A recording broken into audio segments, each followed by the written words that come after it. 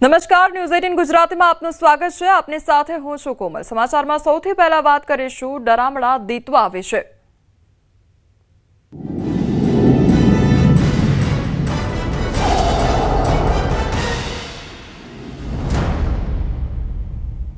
ચક્રવાત દીતવાને લઈને અંબાલાલ પટેલ દ્વારા આગાહી કરવામાં આવી છે। દીતવા વાવાઝોડાની અસર આગામી 48 કલાકમાં તમિલનાડુમાં જોવા મળશે, તો 2 ડિસેમ્બર સુધીમાં આંધ્રપ્રદેશના ભાગોમાં પણ જોવા મળશે। 2 ડિસેમ્બર બાદ વાવાઝોડું સામાન્ય બની જશે, તો દક્ષિણ ભારતમાં ભારેથી અતિભારે વરસાદની શક્યતા સેવાઈ રહી છે। પવનની ગતિ 70 થી 80 કિલોમીટર રહી શકે છે। ગુજરાતના હવામાનમાં વાદળછાયું વાતાવરણ પણ સર્જાઈ શકે છે, ત્યારે પૂર્વ ગુજરાતના ભાગો દક્ષિણ ગુજરાત પ્રભાવિત થઈ શકે છે।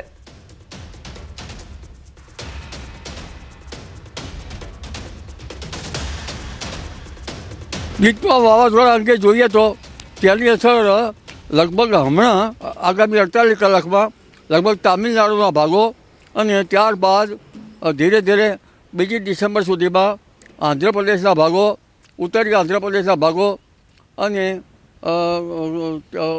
ત્યારબાદ આ વાવાઝોડું 2 ડિસેમ્બરે લગભગ સામાન્ય બની જશે, જેની અસરના કારણે તામિલનાડુ અને દક્ષિણ ભારતમાં ભારેથી અતિભારે વરસાદ થવાની શક્યતા રહેશે। પવનની ગતિ લગભગ 70 થી 80 કિલોમીટર અને આંચકારા પવનની ગતિ લગભગ 80 કિલોમીટર ઉપરની રહેવાની શક્યતા રહી શકે।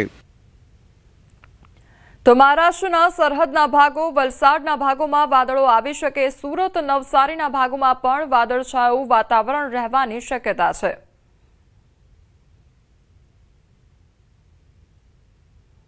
ગુજરાતના હવામાનમાં વાદળવાયુ આવવાની શક્યતા રહે અને લગભગ પૂર્વીય ગુજરાતના ભાગો અને લગભગ છત્તીસગઢના ભાગમાંથી દક્ષિણ ગુજરાતમાં પ્રભાવિત થઈ શકે।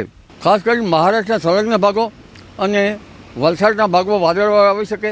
સુરત, નવસારીના ભાગમાં વાદળવાયુ આવી શકવાની શક્યતા રહે, એટલે તેની અસર ખાસ કરીને મહારાષ્ટ્રના સંલગ્ન ભાગમાં રહેવાની શક્યતા રહેશે અને પૂર્વીય લગભગ મધ્યપ્રદેશના ભાગમાં રહી શકે। તો આગામી 48 કલાકમાં રાજ્યનું હવામાન પલટાઈ શકે છે। 2 ડિસેમ્બરથી ઠંડી આવવાની પણ શક્યતા રહેશે। 5 ડિસેમ્બર સુધીમાં ઉત્તર ગુજરાતના ભાગોમાં ઠંડીનું જોર રહી શકે। અમદાવાદ, ગાંધીનગરમાં પણ ઠંડીનું જોર રહી શકે છે।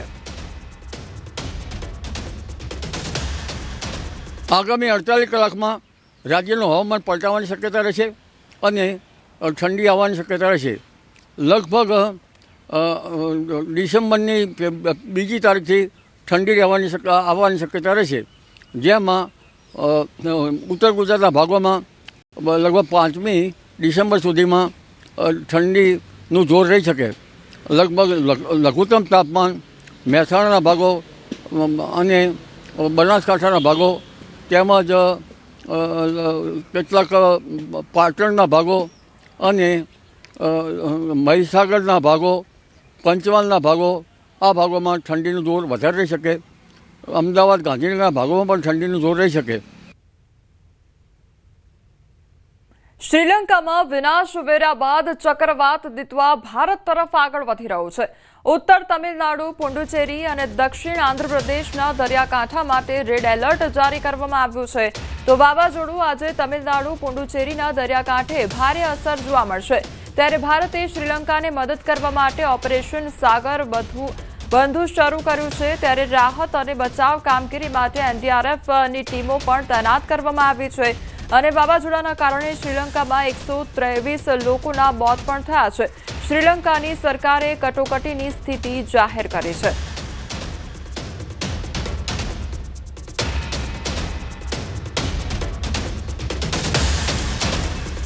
તો શ્રીલંકામાં ભારે વિનાશ સર્જ્યા બાદ શક્તિશાળી ચક્રવાતી વાવાઝોડું દીતવા હવે ભારત તરફ આગળ વધી રહ્યું છે।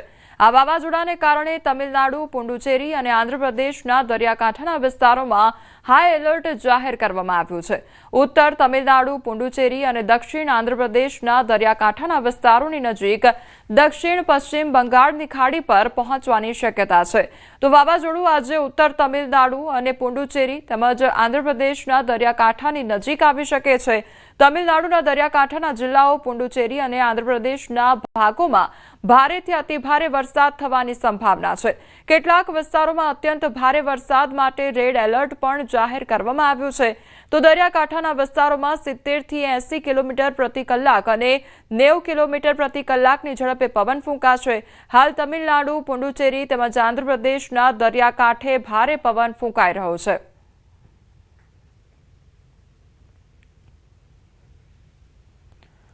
વાવાઝોડું દિત્વા 28 નવેમ્બરે શ્રીલંકાના પૂર્વ કાંઠાને સ્પર્શ્યું હતું, જ્યાં તેણે વ્યાપક વિનાશ વેર્યો હતો. હાલમાં તે દક્ષિણ પશ્ચિમ બંગાળની ખાડીમાંથી ઉત્તર પશ્ચિમ તરફ 7 થી 8 કિલોમીટર કલાકની ઝડપે વધી રહ્યું છે. શ્રીલંકામાં વાવાઝોડાથી 123 લોકોના મોત થયા છે, તો 23 થી 34 લોકો ગુમ થયા છે અને 1,48,603 લોકો પ્રભાવિત થયા છે. તો 14,000થી વધુ લોકો 195 આશ્રય સ્થળોમાં સ્થળાંતરિત કરવામાં આવ્યા છે.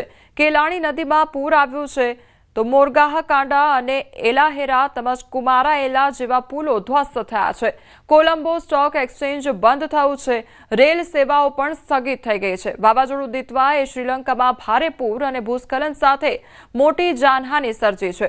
આ સંકટના સમયે ભારતે તાત્કાલિક માનવતાવાદી સહાય અને આપત્તિ રાહત માટે ઓપરેશન સાગર બંધુ શરૂ કર્યું છે.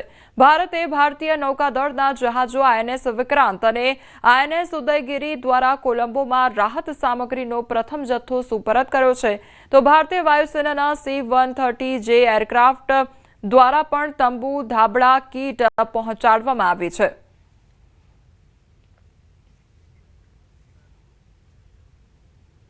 તિરુવરુર જિલ્લાના વિવિધ ભાગોમાં હળવા પવન સાથે હળવો વરસાદ ખાબક્યો છે. ચક્રવાત દિત્વાને કારણે ભારે વરસાદ વરસી રહ્યો છે. દિત્વા વાવાઝોડાના કારણે પંબનમાં ત્રીજા દિવસે પણ વરસાદ અને ભારે પવન ચાલુ છે. તો કોડાઈ કેનાલના ઊટીના સમગ્ર વિસ્તારમાં વરસાદે તબાહી મચાવી દીધી છે, જેનાથી એક અદ્ભુત નજારો સર્જાયો છે. ભારે વરસાદના કારણે તિરુવરુર જિલ્લામાં સાંભા અને થલાડી ડાંગરની ખેતી કરતા ખેડૂતો ભારે મુશ્કેલીનો સામનો કરી રહ્યા છે. તો ખેતરોમાં વરસાદી પાણી ભરાઈ જવાથી ખેડૂતો તેને નિકાલ કરવામાં મુશ્કેલી અનુભવી રહ્યા છે. વધુમાં જિલ્લાના વિવિધ ભાગોમાં વીજળી ગુલ થઈ ગઈ છે.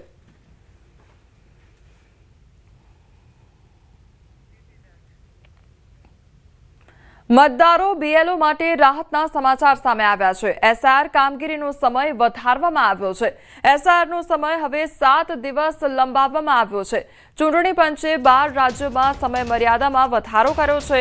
તો ગણતરી ફોર્મ ભરવાની અંતિમ તારીખ 11 ડિસેમ્બર છે અને ડ્રાફ્ટ યાદી પ્રકાશનની અંતિમ તારીખ હવે 16 ડિસેમ્બર તો પહેલા પ્રકાશન માટે નિર્ધારિત હતી 9 ડિસેમ્બરની તારીખ. અંતિમ મતદાર યાદી 14 ફેબ્રુઆરીએ થશે પ્રકાશિત. તો વિપક્ષો SIRના સમય મર્યાદાની માંગ કરી હતી.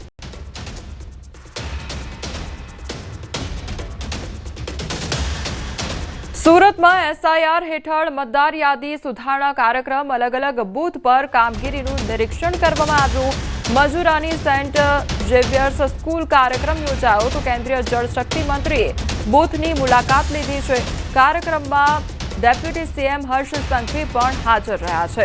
તો સુરત કેન્દ્રીય જળશક્તિ મંત્રીની મતદાતાઓને અપીલ પણ કરવામાં આવી છે. SIRના ફોર્મ ભરી સમયસર જમા કરાવો તેવું કહેવામાં આવ્યું છે. ફોર્મમાં જરૂરી વિગતો પણ ભરીને મોકલો અને ફોર્મ ભરવામાં આળસ કરશો નહીં તેવી વાત પણ કરવામાં આવી છે. તો ફોર્મ જમા નહીં કરાવો તો અધિકાર ગુમાવશો અને સ્વજનો, મિત્રોનું SIRનું ફોર્મ ભરજો તેવું પણ કહેવામાં આવ્યું છે.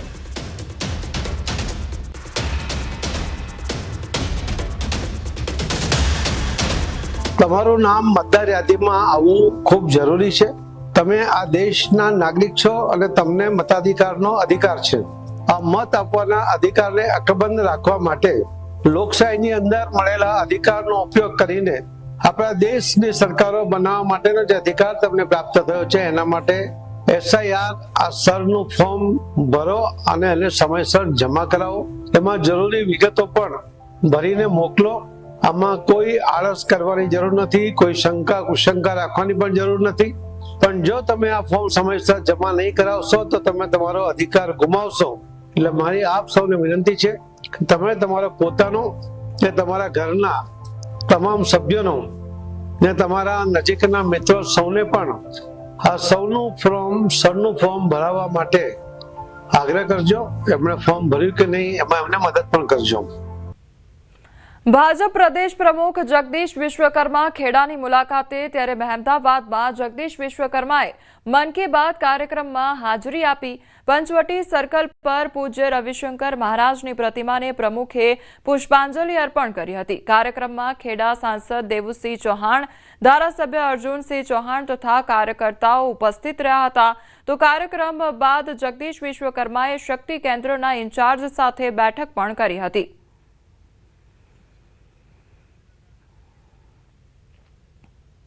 બાર કાઉન્સિલ ઓફ ઇન્ડિયાની પરીક્ષા યોજવામાં આવી. અમદાવાદ, રાજકોટ, સુરત સહિતના કેન્દ્રો પર પરીક્ષા યોજાઈ. તો 10,000થી વધુ વકીલાતની પ્રેક્ટિસ કરતા લોકો પરીક્ષા આપવામાં આવી છે. તો બાર કાઉન્સિલ ઓફ ઇન્ડિયાની પરીક્ષાનું આયોજન કરવામાં આવ્યું હતું, જેમાં વિદ્યાર્થીઓ દ્વારા પરીક્ષા આપવામાં આવી. 10,000થી વધુ વકીલાતની પ્રેક્ટિસ કરતા જે લોકો છે તેમના દ્વારા પરીક્ષા આપવામાં આવી.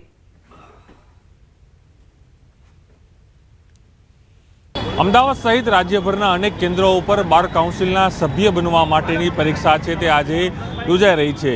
અમદાવાદ સહિત રાજકોટ, સુરત અનેક સેન્ટરો છે જેની અંદર આ પરીક્ષા યોજાઈ રહી છે. ખાસ કરીને જે વકીલની પ્રેક્ટિસ કરતા જે લોકો હોય છે તેઓને આ પરીક્ષા આપી ફરજિયાત હોય છે, કારણ કે જ્યારે બાર કાઉન્સિલનું સભ્યપદ લેવું હોય છે ત્યારે આ પરીક્ષા પાસ કર્યા બાદ જ તેઓને એ સભ્યપદ છે તે મળતું હોય છે. અને માની રહ્યું છે કે ગુજરાતભરમાં 10,000થી પણ વધુ જે વિદ્યાર્થીઓ જે વકીલાતની પ્રેક્ટિસ કરી રહ્યા છે તે આ પરીક્ષા હાલ આપી રહ્યા છે. અને પરીક્ષાનો સમય જે છે બપોરે 1થી 4 કલાક સુધીનો હોય છે. અને તેની સાથે જ તમામ અનેક રિસ્ટ્રિક્શન એ મૂકવામાં આવ્યા છે. સમય 11 કલાકથી જ તમામ લોકોને પ્રવેશ આપી દેવામાં આવશે. જોઈ શકો છો દ્રશ્યોની અંદર કે જે કેન્દ્રો છે કેન્દ્રો ઉપર જે વકીલની પ્રેક્ટિસ કરતા જે લોકો છે તે હાલ અહીં પહોંચી ગયા છે. અને 10,000થી પણ વધુ જે પરીક્ષાર્થીઓ છે આ પરીક્ષા આપવાના છે. અને રાજ્યભરના અનેક સેન્ટરો છે, અમદાવાદ, રાજકોટ, સુરત, એ તમામ સેન્ટરો ઉપર આ પરીક્ષા આપશે. અને જે કહી શકાય કે તેમાં જોઈ શકાય દ્રશ્યોની અંદર પણ જોવા મળી રહ્યું છે કે આ તમામ લોકો પોતાની પરીક્ષા માટે તૈયારીઓ પણ કરી રહ્યા છે. અને આ પરીક્ષા આપ્યા બાદ તેઓને બાર કાઉન્સિલનું જે સભ્યપદ છે તે મળતું હોય છે. હાલ તમામ લોકો વકીલાતની પ્રેક્ટિસ તો પણ કરી રહ્યા છે, પરંતુ સાથે જ હવે તેઓ બાર કાઉન્સિલનો સભ્ય બનવા માટે આ પરીક્ષા એ મહત્વપૂર્ણ બની રહેતી હોય છે. પ્રણવ પટેલ, ન્યૂઝ 18, અમદાવાદ. અરવલ્લીમાં ગુમ થયેલા યુવકનો મૃતદેહ મળી આવ્યો છે. તો ભાણબેરના નદી કાંઠેથી આ મૃતદેહ મળી આવ્યો. 3 દિવસ પહેલા 28 વર્ષીય યુવક ગુમ થયો હતો. કયા કારણોસર મોત થયું તેનું કારણ હજુ સુધી અકબંધ છે. પોલીસે મોતનું કારણ જાણવા માટે વધુ તપાસ હાથ ધરી છે. તો 3 દિવસ પહેલા જે 28 વર્ષીય યુવક છે તે ગુમ થયો હતો અને ત્યારબાદ તેનું મોત નીપજ્યા હોવાનો મામલો સામે આવ્યો છે. સંવાદદાતા હાર્દિક અમારી સાથે જોડાઈ ગયા છે. હાર્દિક, પહેલા યુવક ગુમ થયો અને ત્યારબાદ મૃતદેહ મળી આવ્યો, શું અપડેટ આખી ઘટનામાં?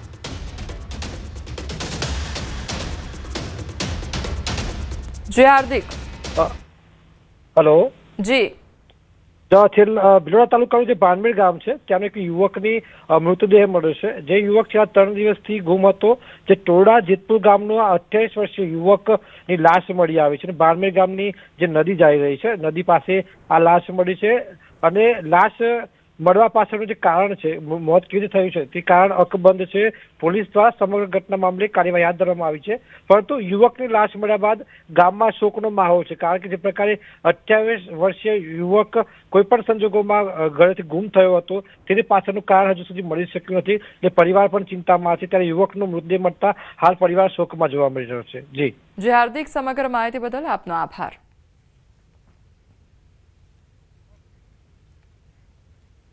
મોરબીમાં રહેતા મધ્યપ્રદેશના પરપ્રાંતીય યુગલની પ્રેમ કહાનીનો કરુણ અંત આવ્યો છે. લગદીરપુર રોડ પર આવેલી એક સિરામિક ફેક્ટરીના લેબર ક્વાર્ટરમાં રહેતા નરેન્દ્રસિંહ કમલસિંહ ધ્રુવેલ અને પુષ્પાબેન ગંભીરસિંહ મરાવી વચ્ચે ઝઘડો થતા નરેન્દ્રસિંહ પુષ્પાબેનને પટ્ટા વડે ઢોર મારતા તેને ગંભીર ઈજાઓ પહોંચી હતી, જેના કારણે તેમનો મૃતદેહ લેબર ક્વાર્ટરના રૂમમાંથી મળી આવ્યો હતો. જે બાદ પોલીસે હત્યાના આરોપી નરેન્દ્રસિંહની અટકાયત કરી પૂછપરછ કરતા તે ભાંગી પડ્યો હતો અને હત્યાની કબૂલાત કરી હતી.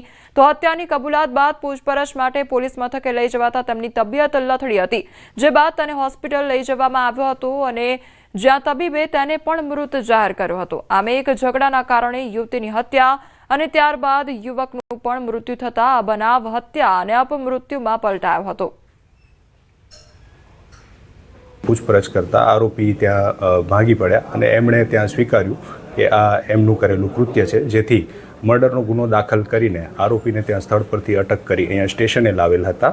ત્યારબાદ તેમને રાત્રે આશરે 4, 4:30, પોણા 5ના અરસામાં તેઓને છાતીના ભાગે દુખાવો ઉપડતા તેમને 108 બોલાવીને અહીંયાથી સિવિલ ખાતે, મોરબી સિવિલ ખાતે લઈ જતી વખતે તેમને રસ્તામાં ત્યાં આગળ મરણ ગયા હતા.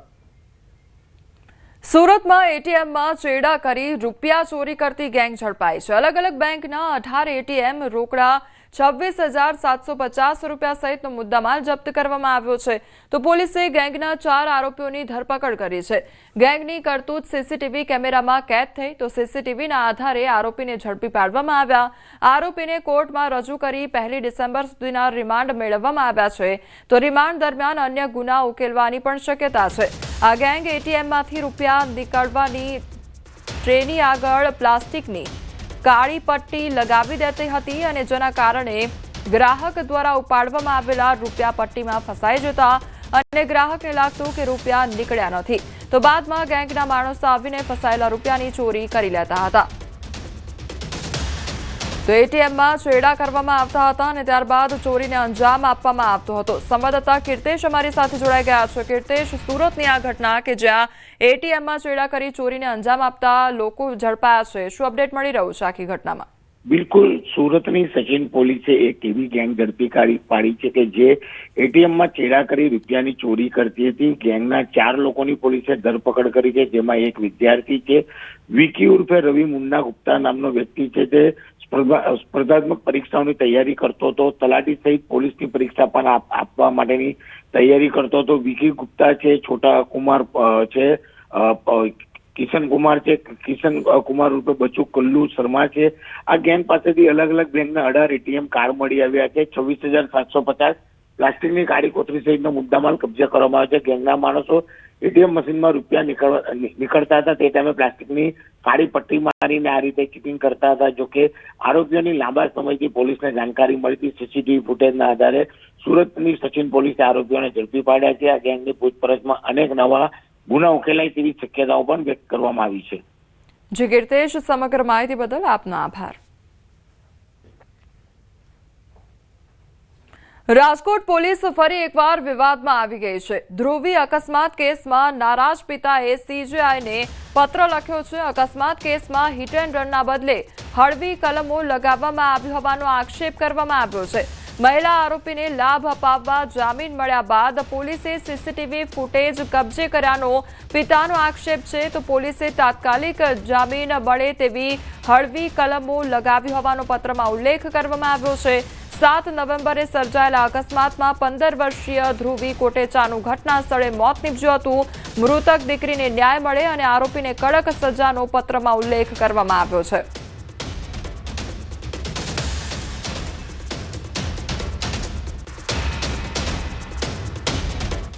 સમાચારોમાં આગળ વધીએ તે પહેલા રોકાઈશું એક બ્રેક માટે.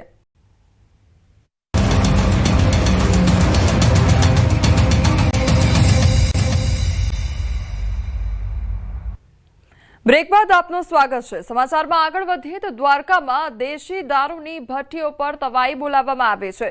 ભાણવડ પંથકમાં એલસીબી પોલીસની કાર્યવાહી હાથ ધરવામાં આવી છે. બરડા ડુંગર પર ધમધમતી હતી દારૂની ભઠ્ઠી, ત્યારે ધાર પીપરાવાળા બીરડા પાસે પોલીસ ત્રાટકી અને 1400 લીટર દેશી દારૂની બનાવટ કરી જપ્ત. ત્યારે કાચો આથો અને સાધનો સહિતનો જે મુદ્દામાલ છે તે જપ્ત કરવામાં આવ્યો છે. ભઠ્ઠી પરથી રૂપિયા 36,000નો મુદ્દામાલ જપ્ત કરવામાં આવ્યો છે. ત્યારે પોલીસના દરોડા પડતા જ આરોપી ફરાર થયો છે. ફરાર આરોપી કરમણ ભીખા મોરી સામે ગુનો નોંધવામાં આવ્યો છે. પોલીસે વધુ તપાસ પણ હાથ ધરી છે. તો નશાના કારોબારીઓ પર કાર્યવાહી ક્યારે થશે તેવા અનેક સવાલ ઉદ્ભવી રહ્યા છે, કારણ કે જે આરોપી છે તે પણ અહીંયા ફરાર થઈ ગયો છે. કોની રહેમ નજર હેઠળ આ પ્રકારની દારૂની ભઠ્ઠીઓ ચાલે છે તે પણ સવાલ થઈ રહ્યો છે. સંવાદદાતા મુકુંદ અમારી સાથે જોડાઈ ગયા છે. મુકુંદ, દારૂની જે ભઠ્ઠીઓ છે તેની ઝડપી પાડવામાં આવી છે, કાચો હાથો પણ ઝડપાયો છે. કયા પ્રકારે આખું ઓપરેશન પાર પાડવામાં આવ્યું હતું? વાત કરવામાં આવે તો દેવભૂમિ દ્વારકા જિલ્લાનો ભાણવર પંથક આવેલો છે. આ ભાણવર પંથકમાં બરડો ડુંગર છે. આ બરડા ડુંગરનો જે વિશાળ વિસ્તાર આવેલો છે ત્યાં દેવભૂમિ દ્વારકા એલસીબી પોલીસની ટીમ દ્વારા દરોડા પાડવામાં આવ્યા હતા અને જે દેશી દારૂની ધમધમતી ભઠ્ઠી છે આ ભઠ્ઠી ઝડપી પાડી હતી. અંદાજિત 1400 લીટર જેટલો જે દેશી દારૂ બનાવવામાં ઉપયોગમાં લેવાતો કાચો હાથો છે આ કાચો હાથો ઝડપી પાડ્યો હતો અને પોલીસના દરોડા દરમિયાન જે બુટલેગર છે આ બુટલેગર ફરાર થઈ જતા દેવભૂમિ દ્વારકા એલસીબી હાલ ભાણવર પોલીસમાં જે ફરિયાદ નોંધાઈ છે અને ભાણવર પોલીસે હાલ તપાસ હાથ ધરી છે. જી મુકુંદ, સમગ્ર માહિતી બદલ આપનો આભાર. આમ આદમી પાર્ટી નેતાના ભાઈ દારૂ સાથે પકડતા રાજનીતિ ગરમાઈ ગઈ છે, ત્યારે સાંસદ મનસુખ વસાવાએ આ પર નિશાન સાધ્યું છે. રેડની જાણ થતા ભદ્રેશે 5 પેટી દારૂ સગેવગે કર્યો અને આપના પ્રમુખ લોકોને ધમકાવતા હોવાનો આરોપ પણ લગાવવામાં આવ્યો છે. તો નિરંજન વસાવા લોકોને ડરાવીને પૈસા પડાવે છે. સાંસદે ચૈતર વસાવા પર પણ આકરા પ્રહાર કર્યા. તો ચૈતર સાથે જોડાયેલા લોકો દારૂનો ધંધો કરે છે તેવું પણ કહ્યું છે.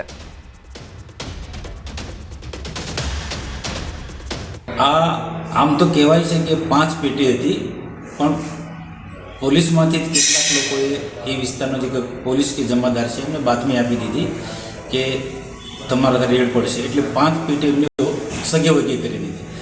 આ નાનો ભાઈ નિરંજનનો નાનો ભાઈ એ પણ અગાઉ પણ પકડાયો હતો અને આમ એ ઉપરાંત ઘણી બધી જગ્યાએ નિરંજન વસાવાના માણસો કે ચૈતરભાઈ ધારાસભ્ય સાથે જોડાયેલા લોકો આ દારૂનો ધંધો કરે છે.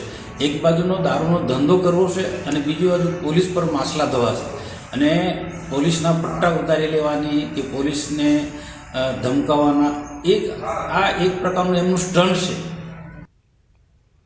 દાહોદમાં આપના નેતા પર અપહરણ કર્યાનો આરોપ લગાવવામાં આવ્યો છે, ત્યારે નેતા દેવેન્દ્ર મેડા વિરુદ્ધ અપહરણની ફરિયાદ નોંધાઈ છે. મહિલાને નોકરી આપવાની લાલચ આપી અપહરણ કર્યું, તો મહિલા પાસે અભદ્ર માંગણી કર્યાનો આરોપ પણ લગાવવામાં આવ્યો છે. પોલીસે દેવેન્દ્ર મેડાની અટકાયત કરી. થોડા દિવસ અગાઉ આપમાં જોડાયા છે દેવેન્દ્ર મેડા અને હવે તેઓની અટકાયત કરી લેવામાં આવી છે.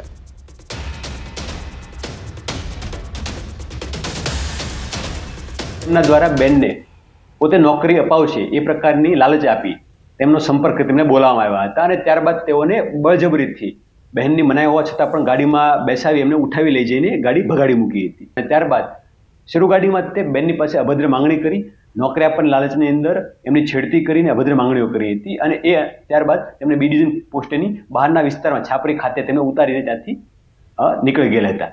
ત્યારબાદ આ અન્વયે મહિલા બહેન દ્વારા ફરિયાદ આપવામાં આવી હતી અને ફરિયાદ થતાં પોલીસ દ્વારા તેમને અટક કરવામાં આવી છે. ભાવનગર જિલ્લાના એનએસયુઆઈના પ્રમુખની ધરપકડ કરવામાં આવી, તો અમદાવાદ સાયબર ક્રાઇમ બ્રાન્ચે આરોપી અરશમાન ખાનની ધરપકડ કરી. આરોપી ઠગબાજ ગઠિયાઓને બેંક ખાતા પૂરા પાડતો હતો, જેના બદલામાં કમિશન મેળવતો હતો. સાથે જ એનએસયુઆઈનો પ્રમુખ અરશમાન ખાન બેંક ખાતા ધારકને એક એકાઉન્ટના બદલામાં 2000 ચૂકવતો હતો. તો ગઠિયાઓ આ બેંક ખાતામાં ફ્રોડના નાણાં મેળવતા હતા. ઠગબાજો સારા નફાની લાલચ આપી શેરબજારમાં રોકાણ કરાવી છેતરપિંડી આચરતા હતા. ફ્રોડના નાણાં જે એકાઉન્ટમાં ટ્રાન્સફર થતા હતા તે ખાતા ધારકોનો આરોપી અરશમાન ખાન સંપર્ક કરતો હતો. રૂપિયા ઘાસચારાનું હોવાનું કહીને વિડ્રો કરાવતો હતો અને આંગળીયા મારફતે મેળવતો હતો. તો આરોપીએ ઠગ ગેંગને કુલ 11 બેંક ખાતા પૂરા પાડ્યા છે, જેમાં 1.5 કરોડ રૂપિયા પણ લીધા.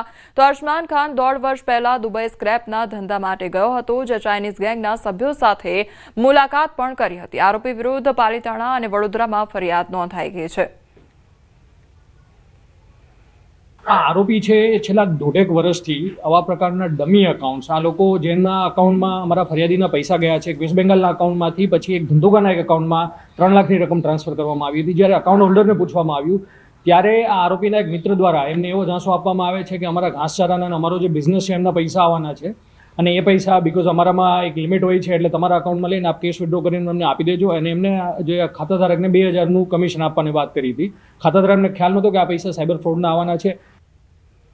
જૂનાગઢ જિલ્લા પંચાયતની 30 બેઠકોનું નવું રોટેશન જાહેર કરવામાં આવ્યું છે. ગુજરાત સ્થાનિક સત્તામંડળ કાયદાનો પ્રથમ વખત અમલ, તો જિલ્લામાં 27% ઓબીસી અનામતની જોગવાઈ લાગુ કરવામાં આવી છે.